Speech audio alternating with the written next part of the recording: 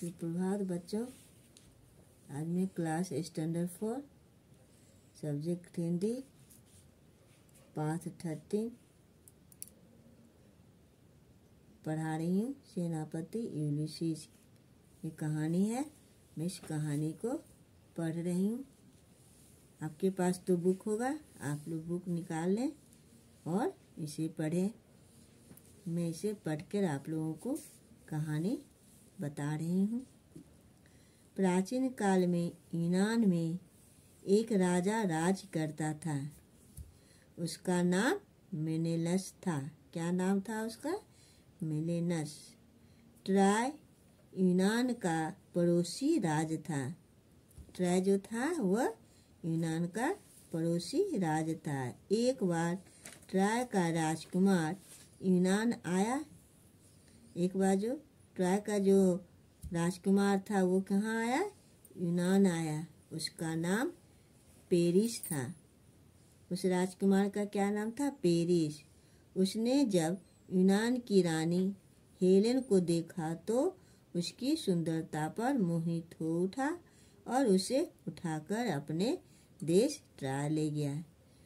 तो राजकुमार ने उसने यूनान की रानी हेलेन को देखा तो वो उसकी सुंदरता पर मुग्ध हो गया, मोहित हो गया और वो उसे अपने राज कहाँ ले गया? देश ट्राय ले गया। यूनान के लोगों को जब इस बात का पता चला तो वे बहुत दुखी हुए। जब यूनान के लोगों को पता चला तो वे बहुत दुखी हुए। उन्होंने अपनी रानी को वापस लाने की बात ठान ली। उन्होंने ट्राय पर हमला करने का निश्चय किया। क्या किया? हमला करने का निश्चय किया। यूनान के राजा मेनेलस ने अपनी सेनापति का युद्ध की तैयारी का आदेश दे दिया। यूनान की विशाल सेना पूरी तैयारी के साथ ट्राय की ओर चल दिया। कहाँ चल दिया? यूनान के सेना ट्राय की ओर चल दिया। जल्द ही सेना ट्राय के समुद्र तट तक जा पहुंचा।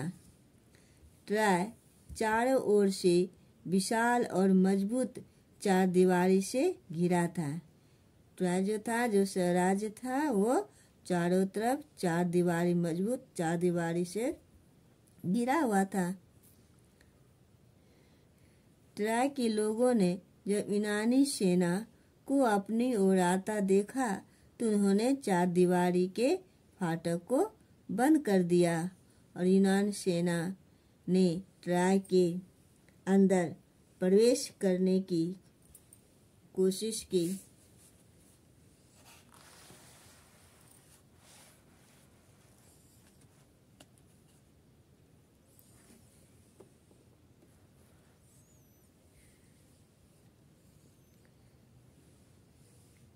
ट्राय के अंदर प्रवेश करने की बहुत कोशिश की पर वे सफल नहीं हुए।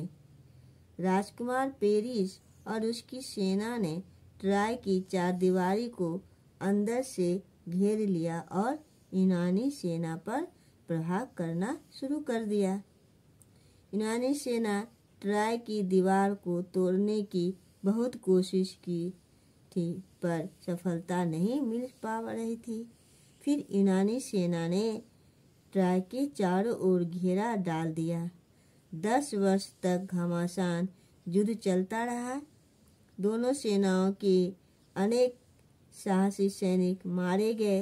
फिर भी यूनानी सैनिक ट्राय की चारदीवारी नहीं तोड़ पाए पर वे अपनी रानी को वापस लाने की ठान चुके थे।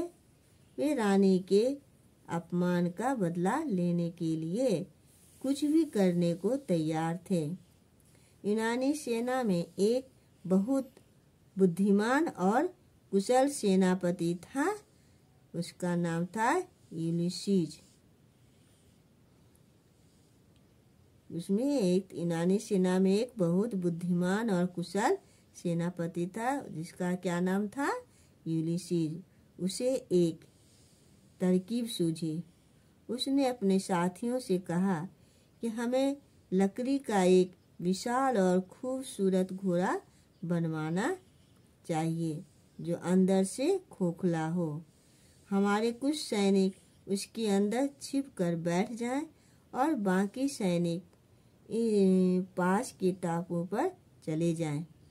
हमें वापस लौटता देख ट्रायवासियों को लगेगा कि हम हार मानकर लौट गए हैं। फिर वे नगर के फाटकों को खोलकर बाहर आएंगे और इस सुंदर घोड़े को खिलौना समझकर चारदीवारी के अंदर ले जाएंगे।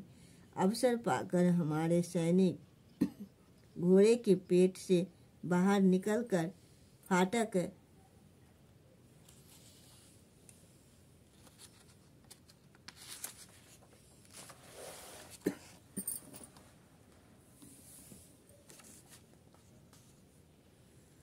खोल देंगे, तब हम भी अपने साथियों का साथ देने आ जाएंगे। इस प्रकार हम ट्राय को जीतेंगे। सभी को यूलिसीज की बात पसंद आई। लकड़ी का एक विशाल घोड़ा बनवाया गया। यूनानी सैनिकों ने अपने तंबुओं को उखाड़ना आरंभ कर दिया। कुछ सैनिक घोड़े के अंदर छिपकर बैठ गए और शेष टापू की ओर चल दिए। यूनानी सैनिकों को जाते देख ट्रायवासी खुशी से झूम उठे। जब उन्होंने देखा कि यूनानी सैनिक दूर दूर तक दिखाई नहीं दे रही है, तो उन्होंने चारदीवारी के फाटक खोल दिए और बाहर आ गए। वहाँ लकड़ी के विशाल घोड़े को देखकर वे हैरान रह गए। वे घूम घूम कर उसे चारों ओर से देखने लगे, फिर खींचकर चारदीवारी के अंदर ले गए। यूनानी सेना के वापस चले जाने की खुशी में पूरे नगर को सजाया गया। राजकुमार पेरिस ने अपने सैनिकों को दावत दी। रात भर खुशियां मनाने के बाद ट्रायवासी थककर सो गए। अवसर पाकर घोड़े के पेट में बैठे सैनिक बाहर निकल आए और फाटक खोल दिए। फाटक खोलते ही बाहर छिपे हुए यूनानी सैनिक भी अंदर आ गए और उन्होंने ट्राय पर हमला बोल दिया। घमासान युद्ध हुआ और राजकुमार पेरिस को मार दिया गया। यूनानियों ने ट्राय की सेना को हरा दिया और अपनी रानी हेलेन को वापस अपने देश यूनान ले गए। कितनी सुंदर कहानी है बच्चों। आप इसे पढ़ेंगे, एक बार दो बार पढ़ेंगे, बहुत ही प्यारी कहानी है।